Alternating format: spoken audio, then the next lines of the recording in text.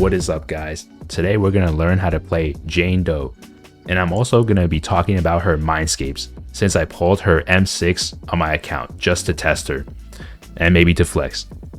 So she's a Physical Anomaly DPS. Most of her damage is from dealing anomaly damage. So the way she works is a little different than the traditional Crit DPS. Instead of dealing damage relatively consistently like Zhu Yuan or Ellen, Jane relies on applying enough physical hits on the enemy to trigger big assault damage. Her playstyle is basically filling the enemy's anomaly bar to deal large amounts of assault damage. Alright, I'll quickly go over her kit as a reminder, starting with her core passive, which is in my opinion the most interesting thing about her besides her thickness. So besides extending the flinch duration, oh by the way, if you forgot what that is, flinch just makes the enemy take more days. Assault procs now have a chance to crit, dealing 1.5 times more damage. And if you want a guaranteed crit, you want 375 AP. Next is her passion state.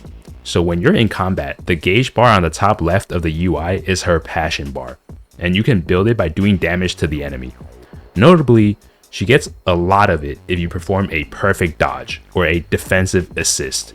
When the passion bar is full, indicated by the bar turning red, she enters the passion state, which gives her a faster anomaly buildup rate and also up to 600 extra attack, based on how much anomaly proficiency she has.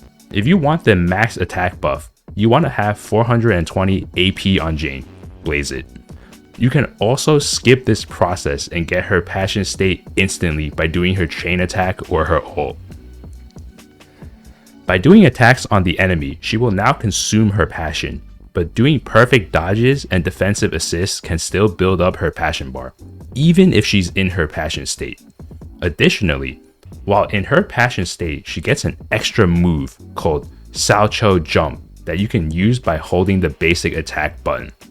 This attack also builds her passion bar, and you can finish this move early by releasing your basic attack, like so. The finishing move is an iframe, but it cannot trigger a perfect dodge.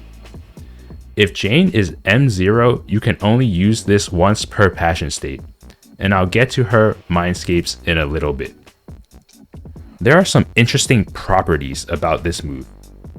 Firstly, you can trigger assaults even in the middle of her spin, unlike most of her moves that generally only trigger assaults on the last hit. You can see this on her ultimate. Notice how this enemy's anomaly bar was full for a very long time, but assault only triggered on the last hit of Jane's ultimate, which is a big L because I just wasted so much time and anomaly application. So this is also a good move to use when you're worried about overcapping your anomaly application. Secondly, tapping basic attack after Salchow Jump makes her do a dash attack. If you have her signature W engine, you know that doing dash attacks increase her damage and anomaly buildup rate, so you definitely want to do this combo in her rotation. Finally, her other moves like her EX special and chain attack apply a lot of anomaly application. The rest of her attacks don't really do much damage or apply that much anomaly, but they are still useful to know, because sometimes you'd rather do a basic attack than an EX special if the enemy's anomaly bar is almost full, so you do not waste the skill's anomaly application. Alright, that's it for a kit. Oh, by the way, even though Jane is an anomaly DPS, I would still level up her skills. All of them will add up to your damage, but I would prioritize basics, EX special, and dash attacks, because she will use these skills the most. Then you can focus on chain attack and assists later. So what sets are good for her? The safest one to use is the 4-piece Fanged Metal and a 2-piece of either Freedom Blues or Hormone Punk.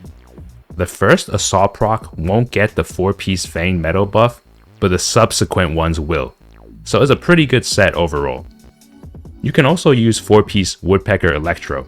The attack buff at 3 stacks can actually compete with the 4-piece Fanged Metal. For main stats, I'd go Anomaly Proficiency, Physical Damage, and Anomaly Mastery. And for substats, try to get Anomaly Proficiency, Pen, and Attack rolls. You do not need crit on her. For W engines, her signature is the best, but you need to weave in some dash attacks in her rotation so she can deal more damage, especially if the enemy is stunned. If you don't have that, you should use Rainforest Gourmet, Weeping Gemini, or Electro Lip Gloss. I do not recommend Grace's W engine because you don't really use her EX specials that frequently. For Mindscapes, M1 gives an extra Salchow Jump slot and more anomaly buildup rate compared to M0, as you can see in this comparison. In my opinion, it's pretty significant, so I'd actually get her M1 first, then her signature if I had to choose. M2 is her best Mindscape, because it's basically a huge damage increase. You can see it in this comparison, the difference in assault damage. M4 is a team-wide damage buff whenever assault or disorder is triggered. Pretty good. And M6 gives her crit to her skills, which does add up overall, even if they aren't her main source of damage. I wouldn't change her build even at this Mindscape. I still wouldn't build crit on her. M6 also gets more damage from an additional attack whenever an assault crits, which is nice. Overall, M2 is a good stopping point. For team comps, I think Seth should be in your team, because he provides a shield that also gives extra anomaly proficiency. Her third teammate should be a buffer like Rina or Lucy. Both are pretty good. The way you build Seth is up to your playstyle. For example, you can put 4-piece Swing Jazz on Seth or 4-piece Shockstar Disco on him. I don't really like Ting Yi as the third teammate because she takes too long on field. But if you're aiming for the biggest assault number you can get, then sure, she will be the best in slot. As for her rotation, it's highly dependent on the situation, because getting as many assault procs as possible is the most important priority for her. Therefore, I only have general guidelines, such as making sure you maintain her dash attack stacks if you have her W engine, and making sure you do not waste moves that have high anomaly application when the enemy's anomaly bar is almost full.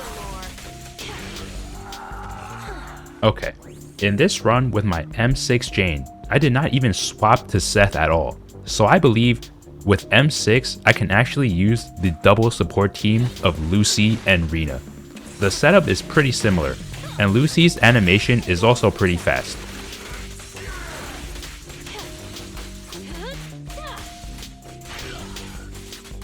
No escape.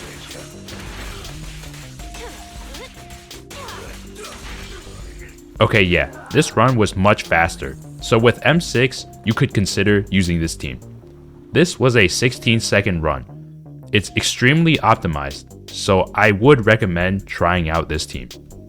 Okay, that's it for my Jane guy video.